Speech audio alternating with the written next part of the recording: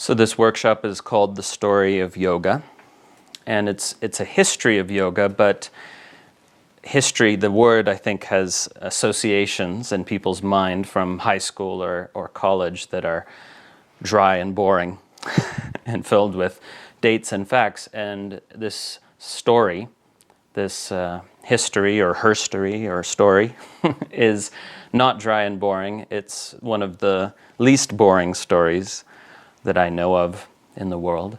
So the story of yoga will start out a bit more historical, and then we'll get more and more kind of juicy with the stories of real people, you know, who actually created the ideas and practices that constitute the complex tradition that we call yoga. Because, of course, traditions don't emerge out of nowhere, fully formed. They're actually organically created over time by real human beings. So I'm interested in those real human beings. I'm interested in how these teachings and practices came about as an expression of the lived experience of real human beings, as opposed to seeing them as doctrines or dogmas or fixed belief systems. And yoga is not a religion in that sense. Now, yoga overlaps with many different religions. So the most useful diagram when talking about Indian religions or Asian spirituality generally is the Venn circle diagram, where you have overlapping circles, you know, because yoga is a form of spiritual practice, primarily, that overlaps with a bunch of different South Asian religions and now world religions. So it overlaps with what is now called Hinduism and Buddhism and Jainism, as well as other Indian traditions you might not have heard of. And in time it even came to overlap with Islam. When Islam came to India, Sufi lineages adopted yoga to some extent or another. And nowadays it even overlaps with other religions too. We have, you know, people doing or at least attempting a kind of Christian yoga and so on. So that is not really invalid, because yoga itself, as primarily a system of practice, a system, I'll define it in a general sense as a system of psychophysical practice, meaning a system of practice that utilizes the mind-body connection, that the mind-body connection is primary and central to this practice we call yoga. That's what sort of distinguishes it. That's why we can't just call any form of spiritual practice yoga, truly speaking. It really refers to a practice that works with the mind-body connection, and connection is really sort of the key word in yoga. Yoga itself means connection, among other things. You might have heard it defined as union and other things, but really connection and or integration, those are the primary operative meanings in the actual practice of yoga. So, since yoga itself, you know, as a tradition, declares itself to be optionally theistic, meaning to say it's compatible with theistic religions, but it's also compatible with non-theistic or atheistic individuals or groups, right? So in the famous text called the Yoga Sutra, Patanjali makes that very clear when he says that in his opinion, believing in God and being devoted to God is enormously helpful on the path of yoga, but not required. Yoga works for atheists too.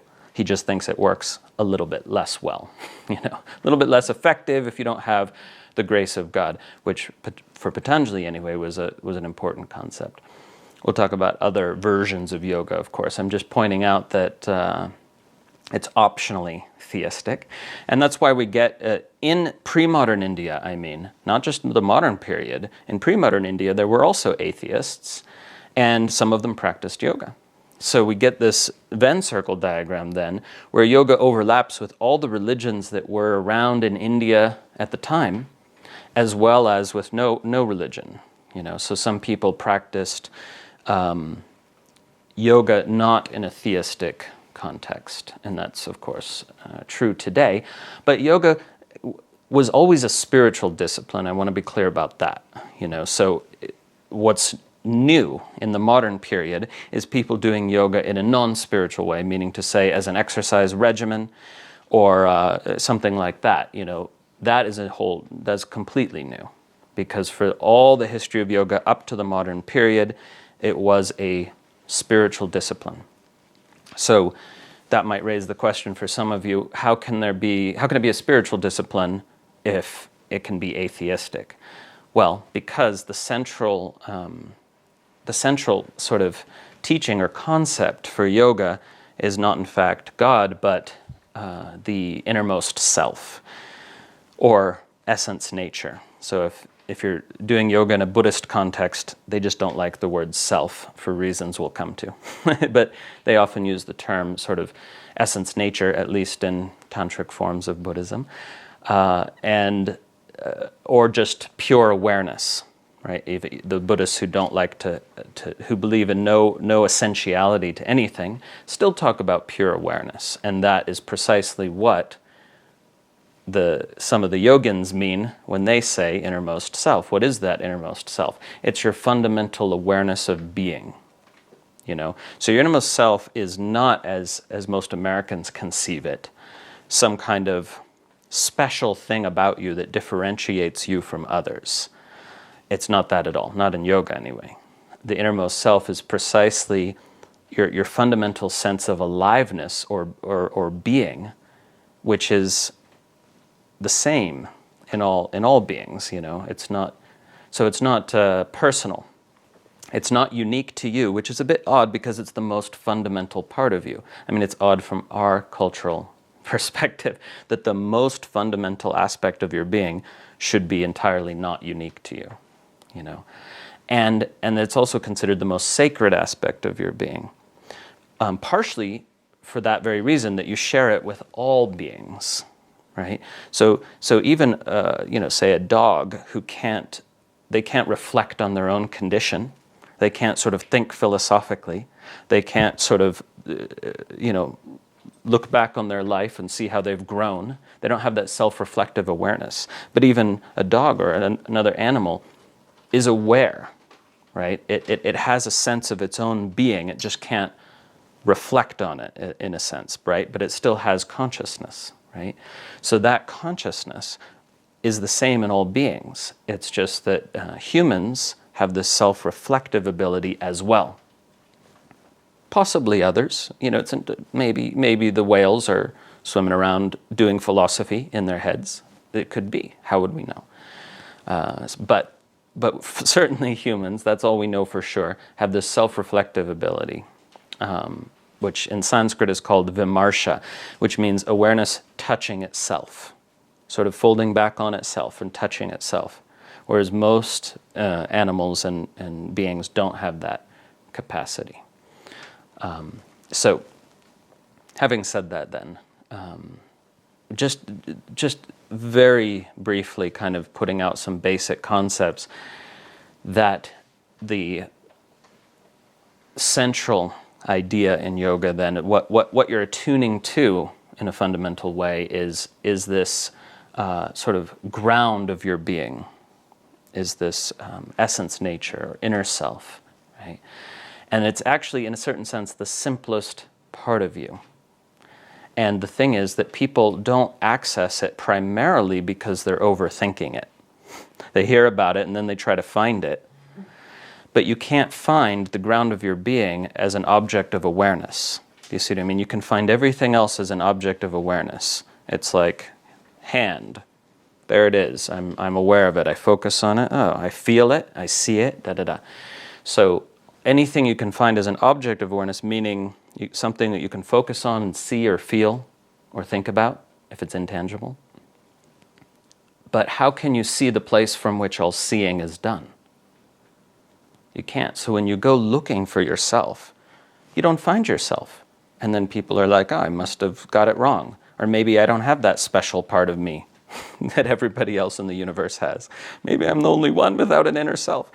So what happens is people think they're not finding the inner self or the basic consciousness precisely because they don't get that you can't find it as an object. You can't see it or touch it, right? But you can be it. And so how do you be your innermost self? Well, it's simply, one way the tradition talks about it is when you relax out of all your self-images, when you relax out of grabbing onto these thoughts about yourself, memories, or self-images, or what people have told you about you, all the stories about you, when you just stop grabbing onto that, when you stop grabbing onto anything, when you just let yourself repose and relax in awake awareness of your own existence, boom, that's it. That's it right there. And you can do it anytime. You can do it while I'm talking right now, because you can drop out of analytical, critical mind. Not that that's a bad thing. Critical mind's very important tools. But you have to be able to drop out of them at will, according to yoga. And then you go back to the critical mind and use it as a tool, and then you drop out again. So at any moment, you can drop out of analytical, critical, thinking, reacting mind and just drop into this simple, basic awareness. And if you do it now, what it feels like is that my words are just falling into this open space of awareness and just dissolving in that space. And that space, you notice, is very receptive. It just accepts whatever arrives. It doesn't approve it or disapprove it. Awareness itself doesn't react. It's the mind that reacts. So you just feel the words just falling into that open space. And there's something almost kind of sacred feeling about it. It's like, and you can do it with anything, You can do it with just, looking at a butterfly, hearing a child laugh or cry, or anything. You can just let it come into the open space of awareness without going into reactivity with practice. You can suspend reactivity and just be with what is. So that is accessing essence nature or inner self or pure awareness, whichever term you're using. Okay? So it's really, really simple to access it. It's way easier than people think. What's difficult is to learn to abide in it, even when life is being challenging. So when people are pushing your buttons, you go into reactive mind, and reactive mind takes possession of the system and defends or counterattacks, right? So it takes a lot of practice to be able to just be in awareness while you're receiving somebody who's maybe being aggressive or critical of you, That's just one example, right? It might be also difficult, say, in traffic. It might be difficult in many, many, many, many examples in life. So in yoga, I just want to say two things, but before we start the history portion, which is, one, that there's a misunderstanding in the modern yoga world, a big misunderstanding that accessing the inner self or essence nature is somehow very difficult and rare, and that only exalted yogis can do it, or something like that. Absolutely wrong, just completely wrong, okay? Because everybody does it. In fact, it happens spontaneously in the lives of people not doing yoga. They just don't necessarily know how to do it on cue, if you see what I mean. It's something that happens. And the thing is, our society doesn't give it much value when you have these moments of presence, moments of quiet presence, and you just kind of drop in. What is someone who's socially, culturally conditioned in our culture will go, whoa, hello, get back into reactive mode because I'm not comfortable with you just being over there. Okay, they don't say that, but that's what's behind it when they go, whoa, hello. Do you see what I mean? So the culture is actually, our culture is actually organized in such a way as to make us uncomfortable with moments of quiet presence. in others primarily, less so in ourselves, especially if no one else is around, you know. So we have these moments, but we don't attribute that much significance to them. Whereas India was a culture, not anymore, but for a long time it was a culture that attributed significance to being in presence. And therefore, this kind of whole, you know, yoga thing grew up around that sense of significance. Okay, so again, not hard. It's not hard to access for a few moments, but it's hard to abide in. And that's what all the practices are oriented towards, to allow us to actually abide in essence nature more frequently, until finally it's almost all the time, you know, which is not, by the way, a thought-free state. It's just a state where you don't identify with the thoughts. You don't think that you're the thinker of the thoughts. Okay, thoughts actually arise spontaneously due to the mental programming, right? Your mind is programmed how to think by language and culture, and then it does its job. It's an organ that excretes thoughts, and it does it, you know.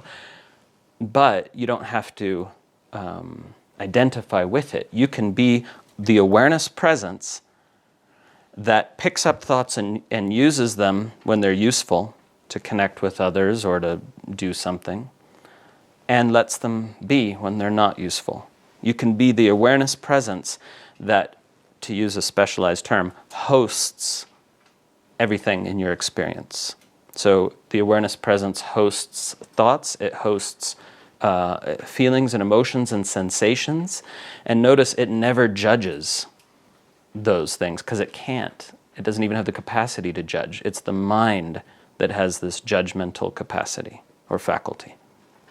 Awareness presence just lets everything be. Even so-called negative emotions like anger, you know, or fear or desire. Awareness presence just lets those be. It's totally fine with them. It's the conditioned mind that thinks, oh, I shouldn't be feeling this. You know, it's just kind of odd. But so awareness presence hosts everything, and it just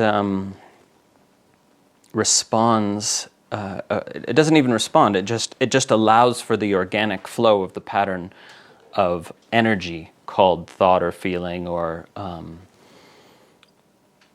whatever, sensation. Okay, so that's good, I think, for an intro.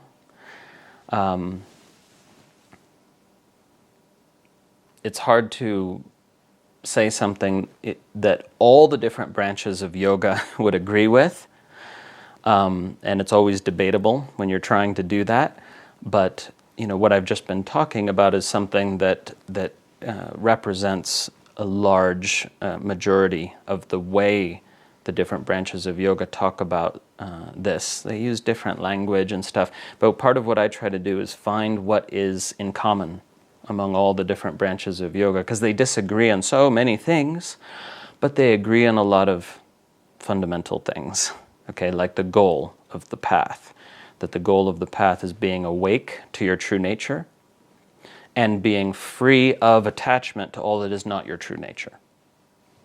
We call that liberation. That freedom is called liberation, which is a translation of a Sanskrit word that means this freedom from most suffering, because most suffering is actually mind-created.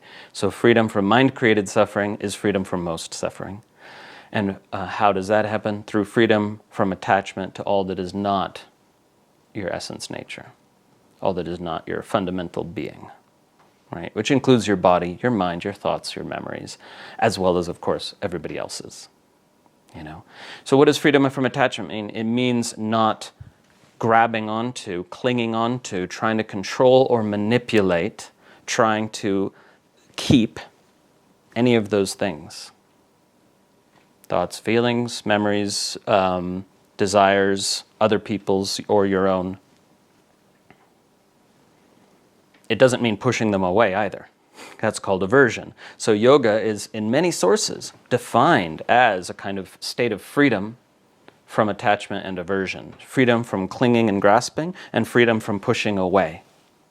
Okay, so that is freedom. That's a feeling of freedom that pervades your whole life if you can access it.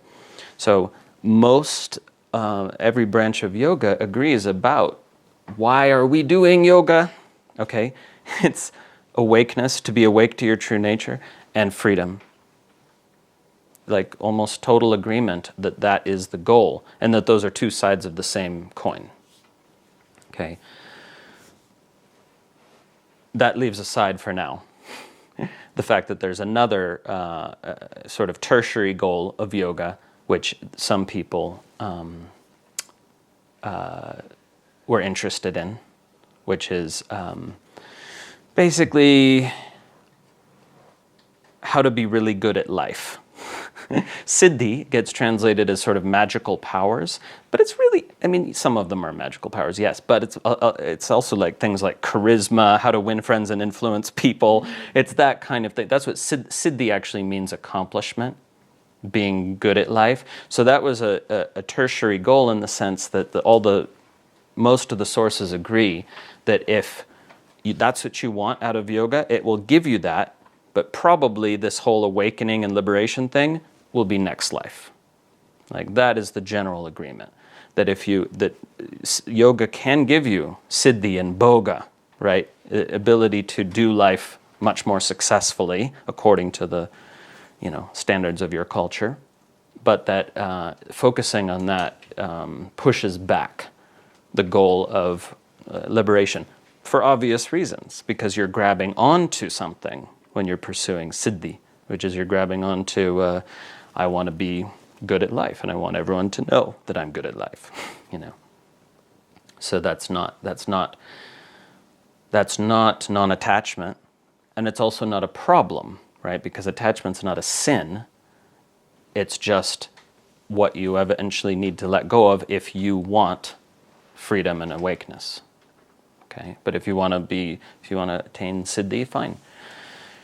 Okay, so that's a little bit about the fundamental assumptions about yoga and the goal. And now we'll get into a little bit of the history. Okay, so history part 1.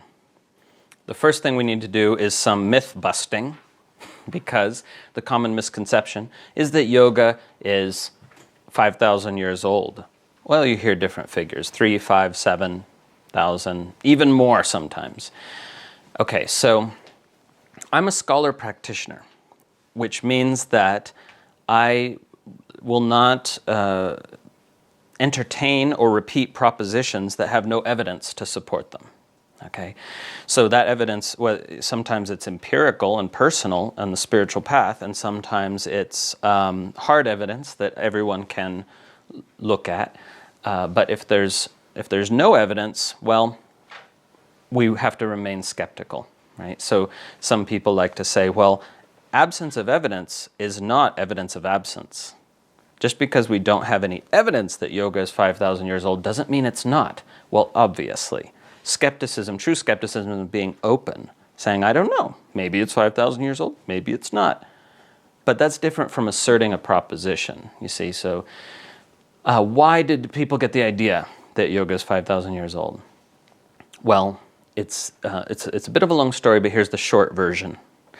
So about 100 years ago, some ruins were excavated, and it turned out, after a bunch of study, that these ruins belong to a civilization that flourished along the Indus River when what is now Pakistan, but then was all part of India, And this civilization called the Indus Valley Civilization flourished from 25 or 2800 BC to about 1800 BC.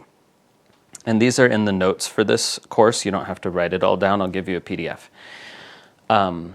So this Indus Valley Civilization was quite an amazing civilization. It was almost as advanced as Egypt. It had, indoor plumbing and all kinds of stuff, and it was really impressive. And they, in fact, traded their beautiful jewelry all over the ancient world, including with Egypt. And anyway, it's a fascinating thing to study. But here's what happened is that this particular seal was found. So in the civilization, they found thousands of these little squares, like literally about this big, called seals, because they would use them to put marks on clay pots before they were fired, and we don't know what they meant. They have little writing on them that nobody can read. It's this indecipherable ancient language. But anyway, one of these seals has a figure who's obviously a kind of deity that's got a special headdress that almost looks like horns, and he's surrounded by animals. He's like a lord of beasts of a kind, and he's got his hands basically like this on his knees, and he's in a posture that literally thousands of years later would be called either Siddhasana or Baddhakonasana. It's hard to see because it's a very small little thing, but he's certainly in a posture like that, So, and what happened, and he might have three faces. This is hard to see also. Does he have two profiles of two other faces, or is that part of his headdress? Who knows? You can look it up online. It's called the proto-Shiva or the proto-yogi seal, and those names give away where this is going. The fact that people saw this image 100 years ago and said, oh my gosh, this must be the earliest image of Shiva, and he's in a yogic posture. Turns out that was wishful thinking, because we have a massive gap in the evidence of 2,000 years before we see anything like that again that we could possibly connect. Okay, so, and when we do, it's very different. We can't be sure that this figure is Shiva at all. It's just a few points of coincidence. He's got beasts around him, and Shiva later, thousands of years later, is called the Lord of Beasts, and he's got this sort of triple horned headdress that's vaguely like Shiva's, very vaguely like Shiva's trident. And the posture is, it could be just basically a simple cross-legged posture. It's just too vague to see. You can't call it a yogic posture. It's this little, cut image on this thing. There's more than one. There's a dozen or something of this particular image, but they're greatly outnumbered by other images on seals. Many, many, many, many other images. So it's not a frequently occurring image. Anyway, so the oldest that image could possibly be is 2500 BC. Hence, round up 5,000 years from before now, right? So yoga's 5,000 years old. Now, but so this is, I hope I've convinced you that this is just irresponsible kind of statement based on insufficient evidence, totally insufficient evidence, because again, we have nothing in the evidentiary record for 2,000 years after that. Nothing that we could specifically call yogic.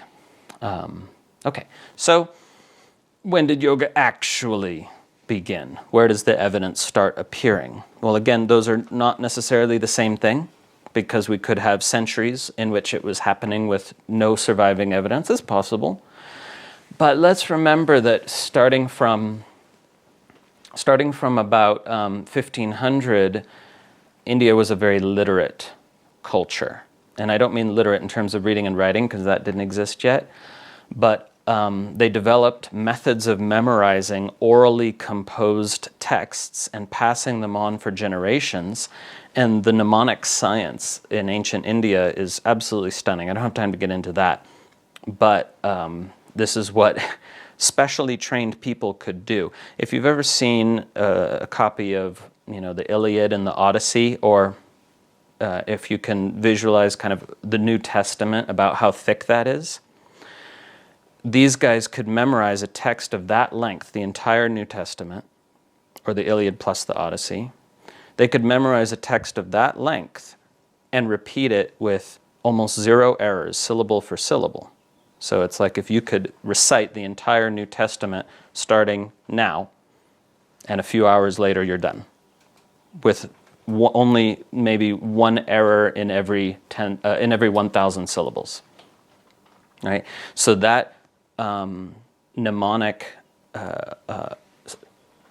craftsmanship, I don't know what to call it, that mnemonic genius persists even today in India, although it's almost dead, it's almost gone. But it started in 1500 BC. So, and this has been verified by linguists, so we actually have texts that were not written, that survived for centuries before they were finally written down, many centuries. So the maximum about 15 centuries that some things survived in purely oral form. Okay, so point is, India was a literate culture from about 1500. So if yoga was around then and had any significance to the culture, we would expect them to talk about it. And we don't. We don't see any mention of it that old. And there's one possibility, very vague, if you want to look it up. It's in the Rig Veda, which is the oldest text in Sanskrit, but it's also the oldest text in any Indo-European language, not counting like record-keeping texts. It's the oldest poetic text in any Indo-European language. And this, the Rig Veda. And in the Rig Veda we have a hymn in the 10th book to the long hair. It's we could call it Hymn to the Hippies. And which is not just a joke, because these figures, these long-haired guys, were regarded somewhat as conservative. America regarded the hippies in the late 60s. Like, what are those guys doing? I don't know, I'm not sure. They're weirdos.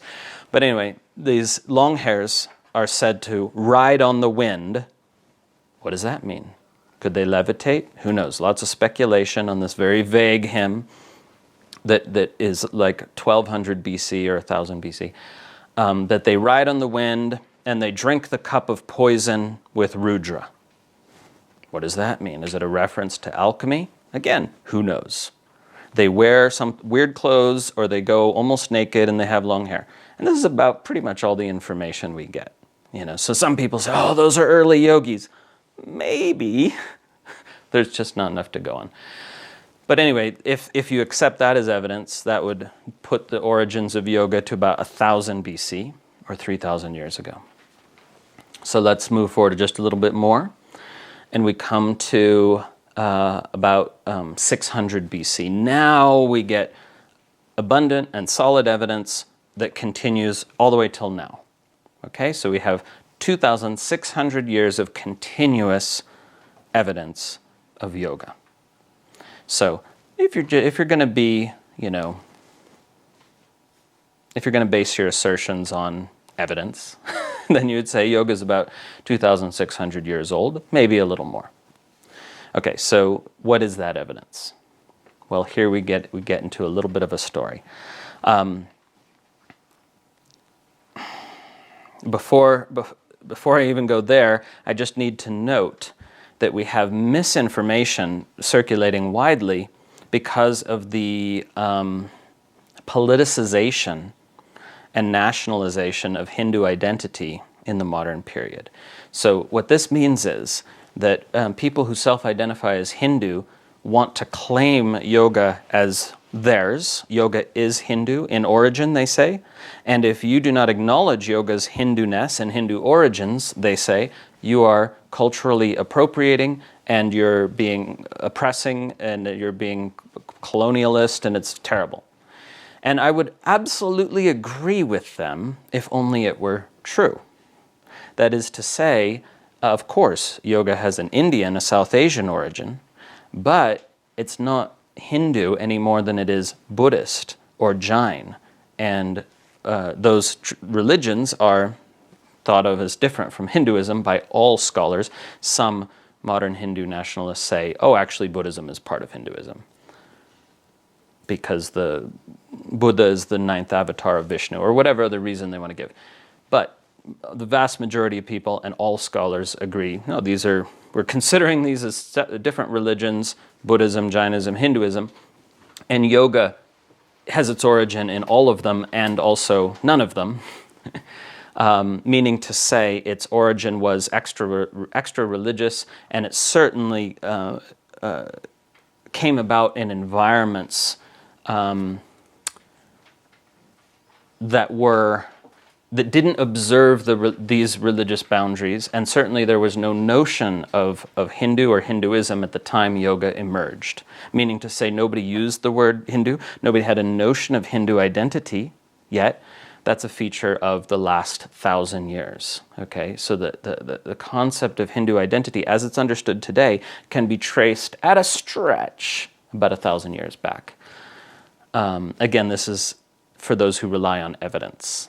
And obviously fundamentalists and nationalists don't need to, they think. Both in the US and in India, it's the same. Nationalism and fundamentalism is the same everywhere. It's a kind of mental virus that can just spread in a culture. Don't get me started on that. The main point is, it's not actually true that yoga is Hindu, unless by Hindu you simply mean Indian.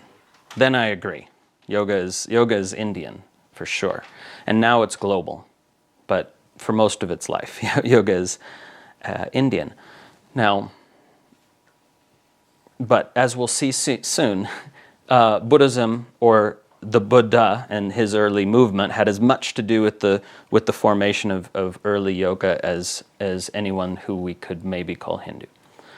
Okay, so having said that, what's the story? What actually happened? Well,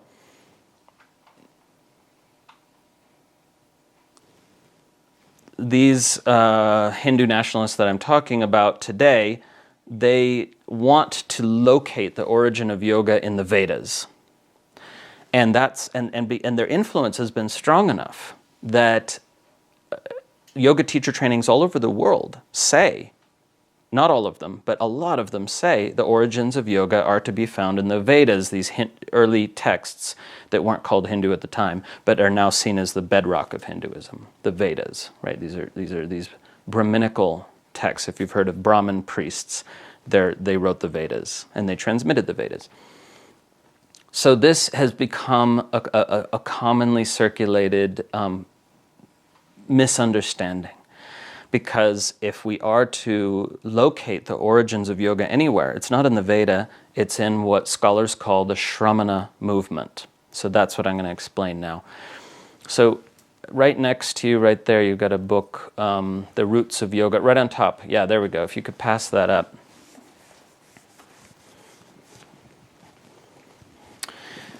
So I just want to mention Jim Mallinson and Mark Singleton's new book just came out, The Roots of Yoga. I know both these guys.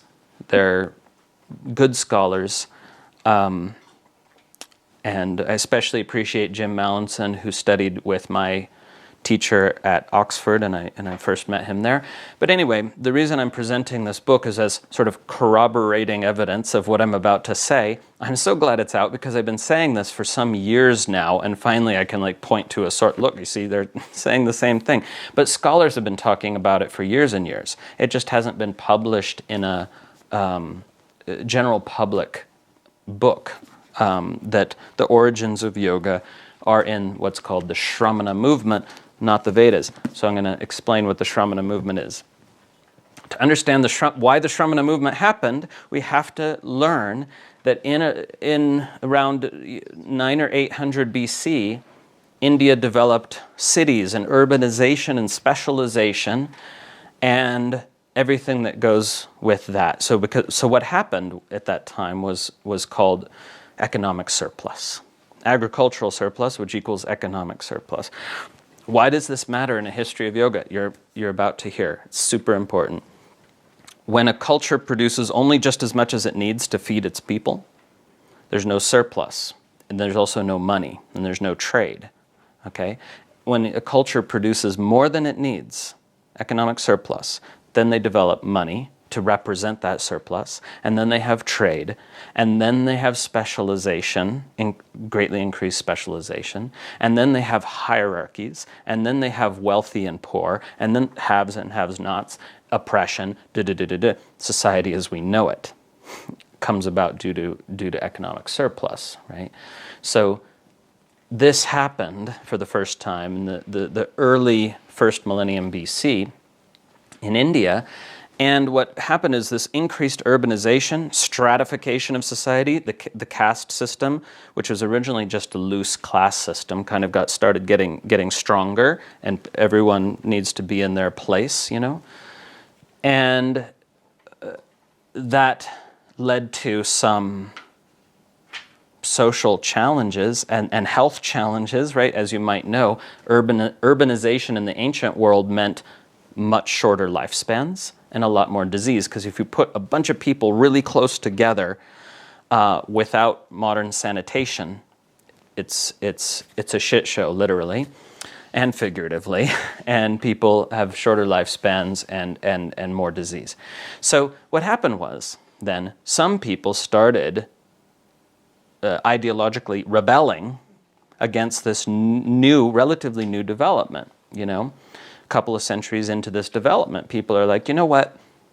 Something's gone wrong here. We used to live more in nature, in harmony with nature, in accord with nature. Now we've got these cities. We've got, death and disease are more common. We've got, people on top with more and people on bottom with less. And, this is a problem. So this kind of, I'm totally generalizing, of course, of a complex cultural thing. But what happened was this kind of criticism of where society had gone crystallized into a movement that we call the Shramana movement, which saw the solution in what you might call religious or spiritual terms, right? So these people, the Shramanas, now Shramana means striver, a striver for the truth. Okay, that's a term that was used then. We're not just back projecting it. So these strivers for the truth, these Shramanas, what did they actually do? They said, we are for getting back to nature, going and forming communes in nature. These communes were called ashrams. So notice the term ashram, shramana. So Shramanas formed ashrams, which means places of great striving. A is an intensifier, shram, strive, in this case, to strive for the truth. So these communes were formed that were in nature, and the whole idea was we reject the normal social values and cultural values, and we are going to discover the true meaning of human existence, mainly by sitting around and doing nothing.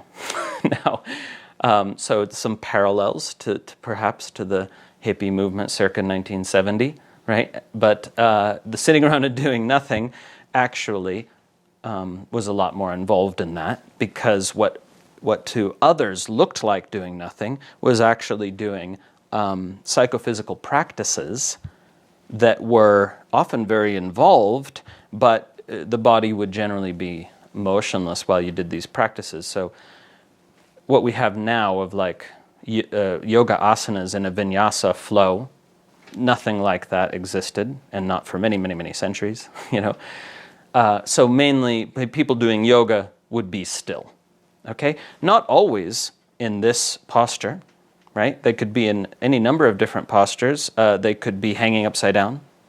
They could be, lying on the ground with their legs in the air. They could be, or against a tree. They could be, standing on one leg. They could be in a variety of seated postures, and none of these were called asanas, and none of these were seen as all that important. They were just, it was just in general, if you're doing yoga, you're holding still for quite some time. And it wasn't doing nothing for the most part, because it included breathing in certain ways, directing the attention in certain ways, and we'll come to that. Okay, but the point is, there was tension in society at that time, enormous tension, because the establishment was essentially saying, no, this is not good, this Shramana movement. So, because a lot of young people would get zealously fired up about the Shramana movement, and they would essentially, run away from home. I mean, if you're 20, you're you're of age, you're an adult in that society, so you're not really running away in the same sense. But run away from home and join the Shramana movement, and of course their parents would be very upset because they want them to marry a nice girl, settle down, inherit the family business. The same then as now. Like certain aspects of Indian society have not changed at all in thousands of years. And there are human aspects too, of course. So here's the point. Young people joining the Shramana movement and also marking their rejection of normal social values in this very, very physical way. How? Because almost all the Shramanas would do one of two things with their hair. Shave it all off. Those are called the mundas or the mundakas. There's a mundaka Upanishad, by the way. Shaven-headed guys. And then others would grow their hair long and let it mat up into dreadlocks, which they called jata. And there are some exceptions, but generally all of them would do one of these two things because both were so different from normal society, And they would also mark their rejection of social norms in clothing by lack thereof, wearing a little loincloth or nothing, or wearing, if they were more modest, they would wear these robes. And these robes that the Shramanas wore were of a particular type because there was a special way you were supposed to get your robe, and you'll see in a minute why this matters. You would, as a Shramana, you would find rags that had been thrown in the trash by people or cast off. You would find bits of cloth and rags, and you would stitch them together. And then you would make a tub of water and put a bunch of turmeric in it, turmeric root, which would make the water yellow-orange, right? And then you take your robe and you dip it in there and let it soak because turmeric stains better than anything in the world, maybe, if you've cooked with it. And then they let the robe dry, and boom, they have a yellow-orange robe that marked them as a Shramana. And guess what? That still is happening today, not in that way, but today, swamis and sannyasins wear these yellow-orange saffron robes because of the Shramana movement. They don't know that's why, because people, by and large, people in South Asian culture don't study South Asian history, unfortunately, with rare exceptions. But anyway, that's why the robes are yellow-orange today, is the Shramana movement. And now they wear the monks will wear silk robes made of, that are that color. But originally it was more rustic. So, because there were no institutions yet, very loose institutions in the Shramana movement. Anyway, getting to the fundamental point, which is these young people would go and join the Shramana movement, fired up about, I want to discover the true nature of reality and the meaning of human life and reject normal society. And it was entirely unlike the American and Western hippie movement in a certain way, because they entered into a life of great discipline, which is not what hippies were known for. Great discipline and usually celibacy. Okay, but that also allowed their communes, their ashrams, to persist for long periods of time. Because it turns out if you've got a small commune and people are having sex with each other, the whole thing falls apart pretty quickly, as the hippies discovered in the 70s. There's fascinating histories of 70s attempts at communal living and how it all went south. But in this context, by maintaining celibacy, and there were some women practitioners around, not many as far as we know, but there were some, right? Sometimes called sadhvis, right? Sadhus and sadhvis, male and female. Renunciate practitioners, celibate communes, were able to persist for much longer, ashrams. So here's the main point that I've been driving towards, which is the establishment society wanted to say, look, this is not okay, but the movement was too strong to just, try to quell it. So they said, the proper time, if you want to renounce and go to the forest and join an ashram, the proper time to do so is when you're a grandparent. And there's a saying, there's this whole thing in Sanskrit, it says, this teaching that they circulated, the more establishment types. When you have seen your hairs turn gray, when you have seen your grandchildren born, and more things in the list, I forget, but those are the main ones. Then you may go to the forest. Then you may become a renouncer. Then you may wander forth and join one of these ashrams, right? So there's different terms for that. You can, so in Buddhism they say parivrajaka, wandering forth, meaning going into the wilderness and practicing solo, which was an option, or joining one of these ashrams. So establishment society tried to control this by saying it is morally correct to do this only when you have perpetuated the species. You know, you've had kids, they're starting to have kids, okay, you can go renounce. Now, the younger people in the movement made the argument, some of them anyway, well, we don't agree because by that time your prana is depleted, you're older, you don't have as much fire for the path, and you need fire to succeed in this radical search for truth. Okay, so what truth exactly were they searching for? Well, it was articulated in different ways, but one of the main sort of questions in the Shramana movement was the following. The Shramana movement was concerned with mortality because, again, part of the reason it started is because of seeing more death and disease in the cities, right? We can't even imagine. Imagine if, almost any given day, you walk out of your house and you see a corpse, because it's laid out on the street for collection or whatever, or somebody, just died there or whatever.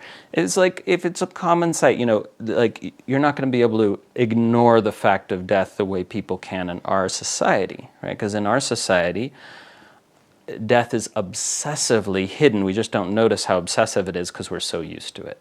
It's obsessively hidden and hidden away. So nobody sees death. Nobody sees corpses. But then they were.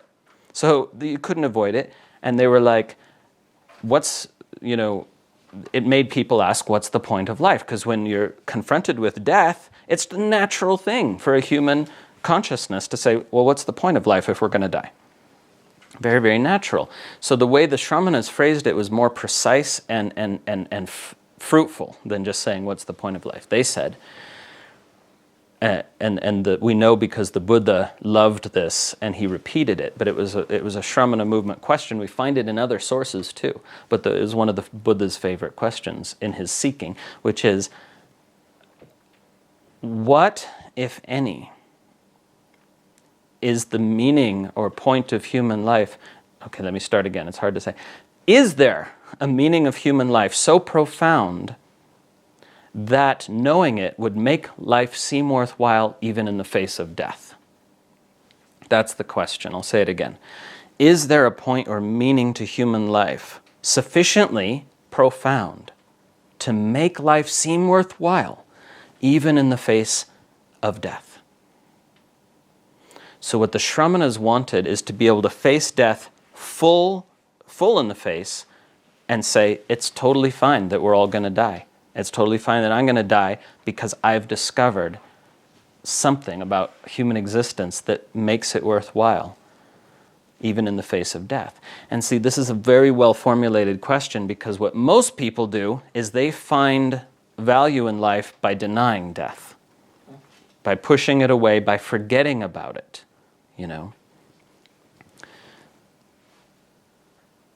These guys wanted to be able to confront it and still feel value in life, right? So how do we do that? Okay, so as you might have guessed by now, the Buddha, the person who became the Buddha, was a Shramana.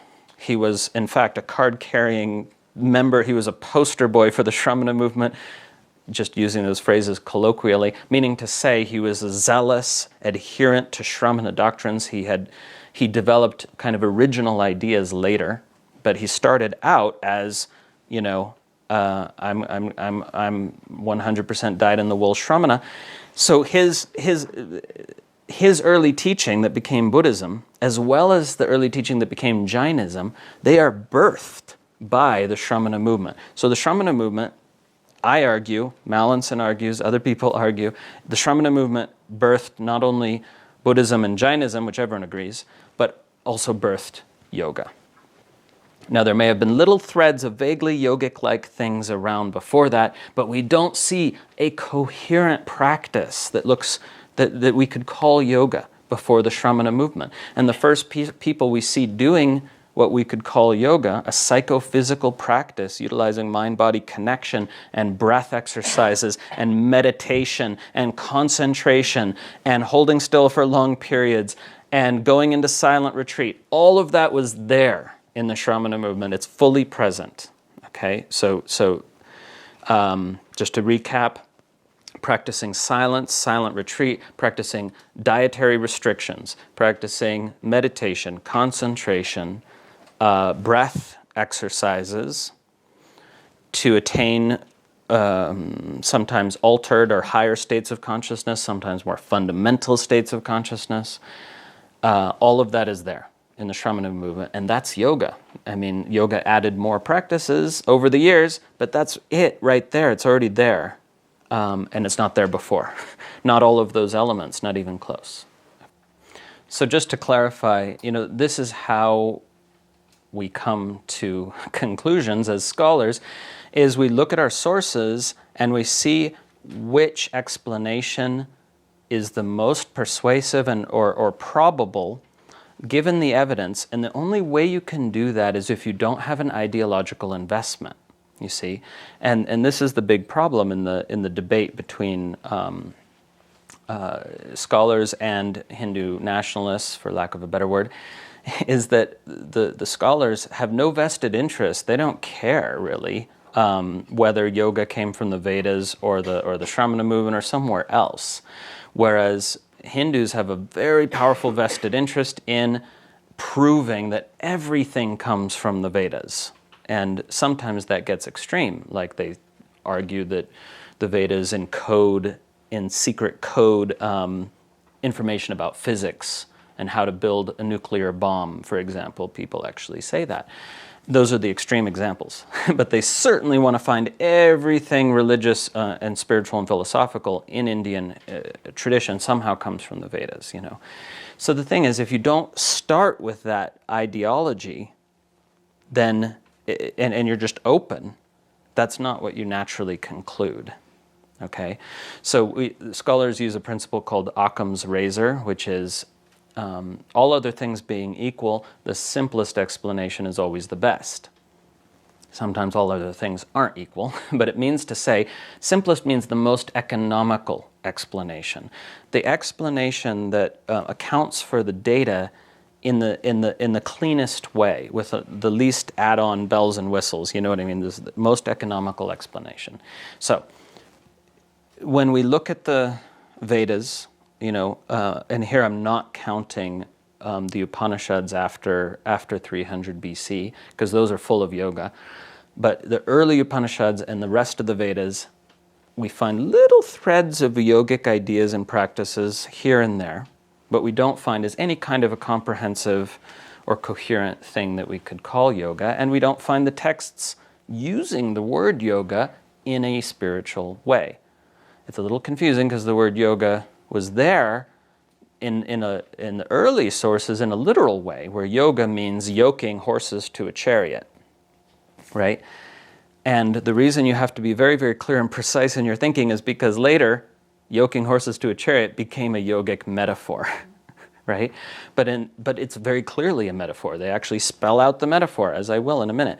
But in early Vedas, yoga just meant, it's like when the warriors were ready for battle, they would be like, call for the yoga! And that meant yoke the horses to the chariot, call for the yoke, so that we can go into battle and kick some ass. So it has nothing to do with what yoga would later mean, okay?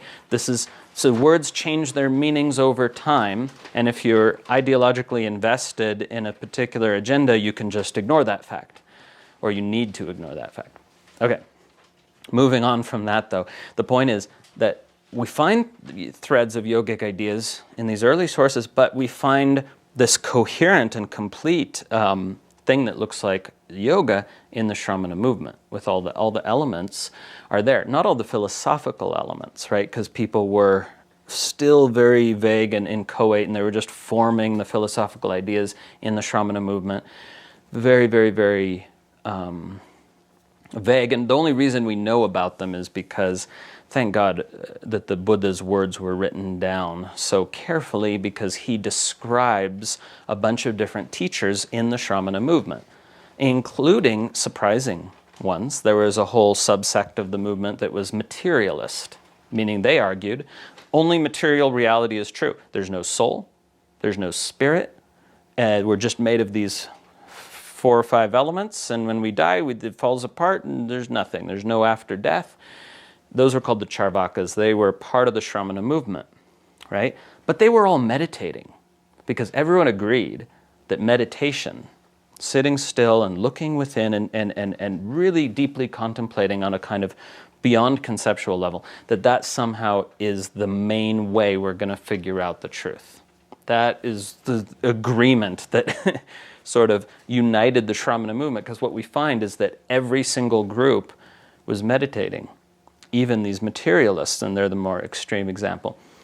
So the Buddha goes through these 6 different groups he talks about, that he thinks are wrong, that were around at his time, and many of whom which were not around later, So there's many ways in which we can,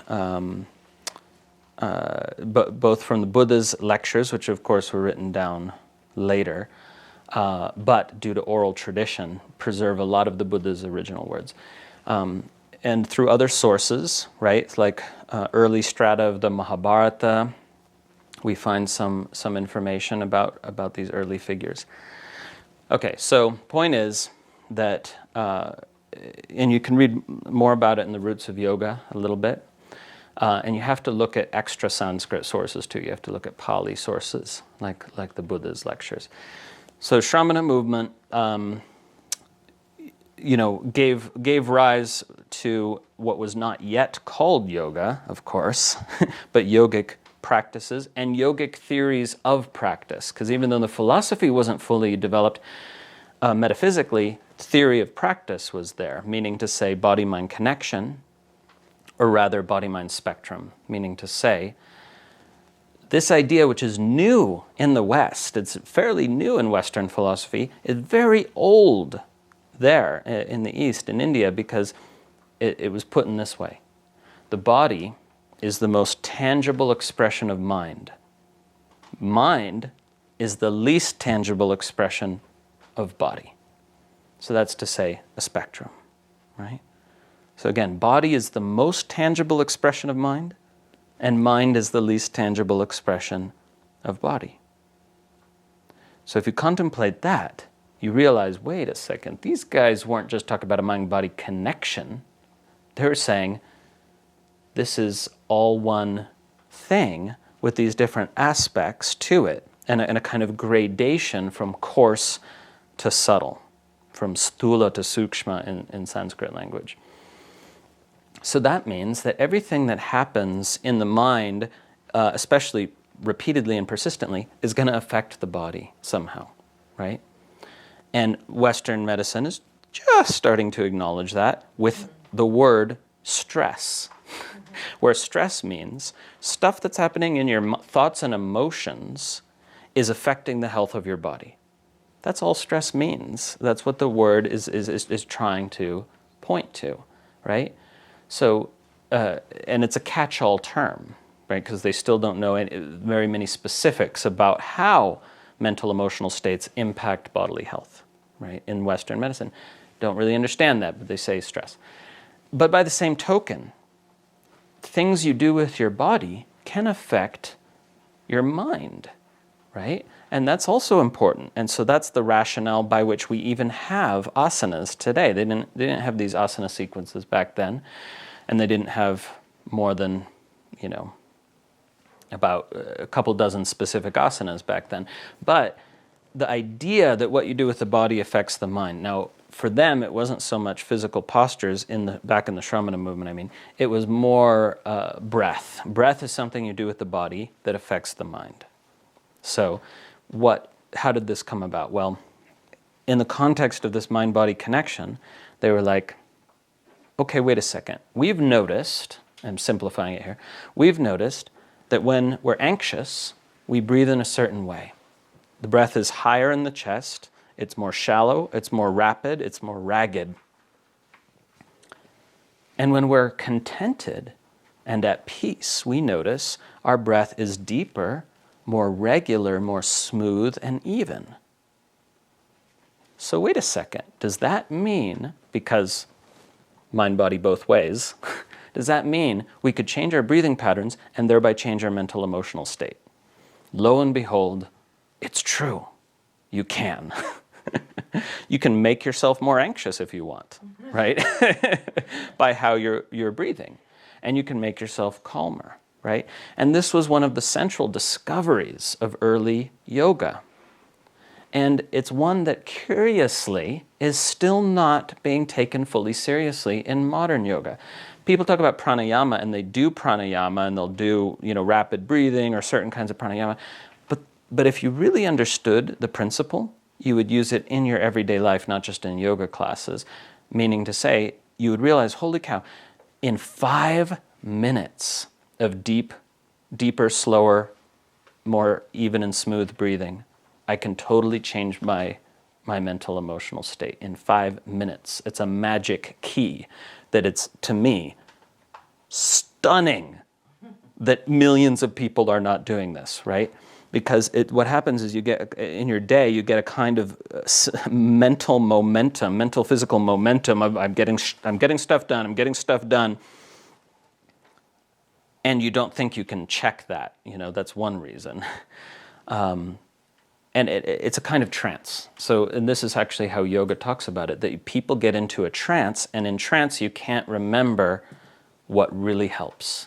You can't remember what makes a difference if you're in this kind of a trance. And we get in doing trance. So in yoga, if you're really taking it seriously, it's not something you just do for a part of the day. It's like, oh, I've gotten scattered. I've gotten out of my center, decentered. I'm feeling all over the place. Oh, that's no problem. I'll just take 5 to 7 minutes to breathe.